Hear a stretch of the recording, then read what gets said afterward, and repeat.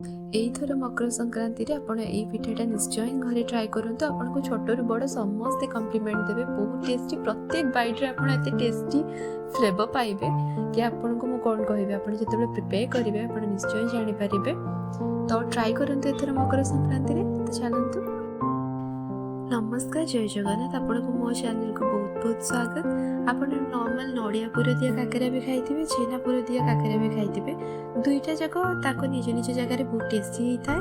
କିନ୍ତୁ କେବେ ଏଇ ଯେଉଁ ମୁଁ ଆଜି ଯେଉଁ ଆପଣଙ୍କୁ ବନେଇକି ଦେଖେଇବି ସେଇଭଳିଆ କେବେ ଟ୍ରାଏ କରନ୍ତୁ, ଯେମିତି ଆମ ଘରେ ମାନେ ପ୍ରାୟ ହୁଏ। ଛେନା କାକେରା ବି ହୁଏ, ନଡ଼ିଆ କାକେରା ବି ହୁଏ, ଆଉ ଏଇଭଳିଆ ସ୍ପେଶାଲ ତିଆରି ବି ହୁଏ। ତ ଆପଣ ଏଇଟା ଟ୍ରାଏ କେବେ କରନ୍ତୁ, ଆଉ କେମିତି ଲାଗିଲା ମୋତେ କମେଣ୍ଟ ସେକ୍ସନରେ ନିଶ୍ଚୟ ଜଣାନ୍ତୁ। କାକେରା ପାଇଁ ମୁଁ ଏଠି ଫାର୍ଷ୍ଟ ଜନ୍ତୁଣି ତିଆରି କରିବି। ତ ମୁଁ ଏଠି ଗୋଟେ ସିଲଭର ମାନେ ଡେକ୍ଚି କିମ୍ବା ପ୍ୟାନ୍ ଯାହା ବି ହଉ, ଏଠି ମୁଁ ସେଇଟା ନେଇଛି। ଆଉ ସେଥିରେ ମୁଁ ଗୋଟେ ଚାମଚ ଘିଅ ଆଡ଼୍ କରିଦେଇଛି, ଦେଶୀ ଘିଅ। ଆପଣ ଅଏଲ୍ ବି ଆଡ଼୍ କରିପାରିବେ, କିଛି ପ୍ରୋବ୍ଲେମ୍ ନାହିଁ। ତ ମୁଁ ଏଠି ଘିଅ ନେଇଛି, କାହିଁକି ନା କୁହନ୍ତି ଯେ ପିଠାଟା ଟିକେ ସାଇନ୍ କରେ। ସୋ ମୁଁ ଏଠି ଘିଅ ନେଇଛି। ତାପରେ ମୁଁ ଏଠି ଆଡ଼୍ କରିଦେବି ଗୋଟେ ମାନେ ମଗ୍ ପାଣି। ମୁଁ ଏଠି ମାତ୍ର 500 ଗ୍ରାମ ହିଁ ମାନେ ସୁଜିର ଜନ୍ତୁଣି ପ୍ରସ୍ତୁତ କରିବି। ଆପଣ ଆପଣଙ୍କ ଆକର୍ଡ଼ିଂ ଆପଣ ମାନେ ଇନଗ୍ରିଡ଼ିଏଣ୍ଟ କମ୍ ବେଶୀ କରିପାରିବେ। ତାପରେ ମୁଁ ଏଠି ଆଡ଼୍ କରିବି ଗୋଟେ ଚାମଚ ଲୁଣ, କାହିଁକିନା ଟେଷ୍ଟକୁ ବାଲାନ୍ସ କରିବା ପାଇଁ ଲୁଣ ତ ମାନେ ପକାଇବା ପାଇଁ ପଡ଼ିବ। ତ ଲୁଣ ମୁଁ ନେଇଛି। ଆଉ ଆପଣଙ୍କ ଟେଷ୍ଟ ଆକର୍ଡ଼ିଂ ଆପଣ ଏଠି ଚିନି ବି ଆଡ଼୍ କରିଦେବେ। ଆପଣ ଯଦି ମିଠା ବେଶୀ ଖାଉଛନ୍ତି ତାହେଲେ ବେଶୀ ମିଠା ବି ଆପଣ ଏଠି ଆଡ଼୍ କରିପାରିବେ। ଅଦରୱାଇଜ୍ ଆପଣ ଏଠି ମିଶ୍ରି ବି ଆଡ଼୍ କରିପାରିବେ, କିମ୍ବା ଗୁଡ଼ ବି ଏଠି ଆଡ଼୍ କରିପାରିବେ। ତ ଏଠି ମୁଁ ଚିନି ନେଇଛି, ଆଉ ଗୋଟେ କଞ୍ଚା ତେଜପତ୍ର ନେଇଛି। ଆପଣ ଶୁଖିଲା ବି ସେ ତେଜପତ୍ର ଏଠି ଆଡ଼୍ କରିପାରିବେ। ପାଣି ଫୁଟିଗଲା ପରେ ଆପଣ ସେଥିରେ ସୁଜି ଆଡ଼୍ କରିବେ। ମୁଁ ଏଠି ଧୀରେ ଧୀରେ ମାନେ ହେଉଛି ଅଳ୍ପ ଅଳ୍ପ କରିକି ସୁଜି ଆଡ଼୍ କରିକି କଣ୍ଟିନ୍ୟୁ ଘାଣ୍ଟି ଚାଲିଛି, କାହିଁକିନା ଯେମିତି ଗୋଟା ହେବନି। ଅଳ୍ପ ଅଳ୍ପ ଗୋଟା ହେଲେ ବି ଚଳିବ, କାହିଁକିନା ପରେ ସେଇଟା ଆମକୁ ଡୋ ତିଆରି କରିବା ପାଇଁ ପଡ଼ିବ।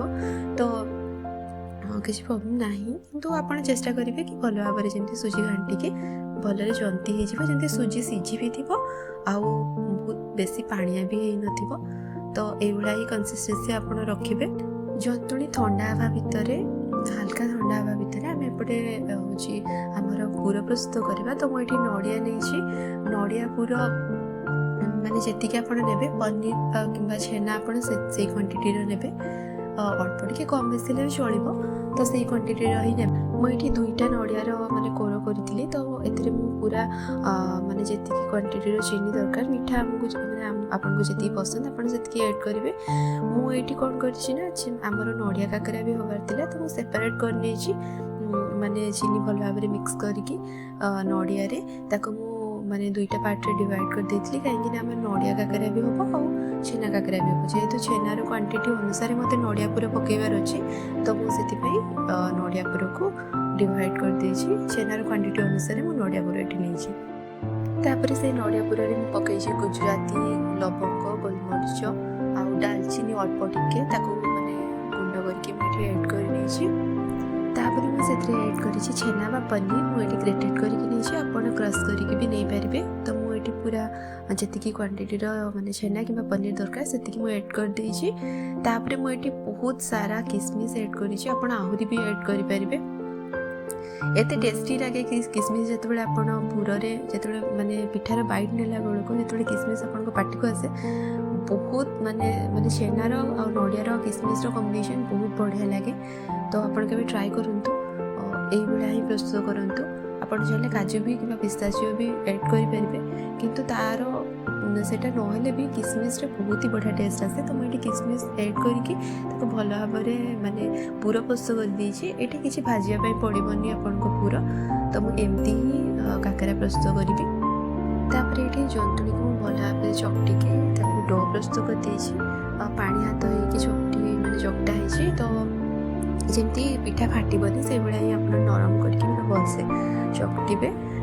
ତ ମୁଁ ଏଠି ମାଆର ହେଲ୍ପରେ କାକେରା ପ୍ରିପେୟାର କରିଦେଇଛି, ଯେମିତି ପୁର ଦେଇକି ଜନ୍ତୁଣିରେ କାକେରା ନର୍ମାଲ ଯେମିତି କାକେରା ମାନେ ପ୍ରିପେୟାର କରାଯାଏ ସେଇଭଳିଆ ହିଁ ମୁଁ ଏଠି ପ୍ରିପେୟାର କରିଦେଇଛି।